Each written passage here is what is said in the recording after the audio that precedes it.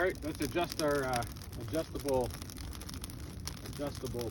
pot hanger here, like so. I get my pot on the fire. I need to lower that a little bit more. Oh, the piece broke off. Check that out.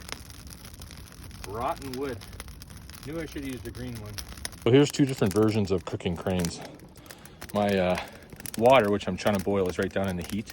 A simple one. Fork stick and a stick stuck into the ground. The other one is an actual cooking crane, which is adjustable. Post pounded in the ground. The end is cut into a V just with my saw. I had to recut a notch because everything was rotten and kept breaking. So a V, a beak notch, some paracord or withy or spruce root, and then you can adjust the height of it.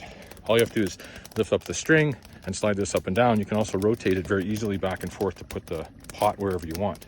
Cooking bannock today, so I'm trying to keep it into a spot where it's roughly medium-high heat. There you go, just like that.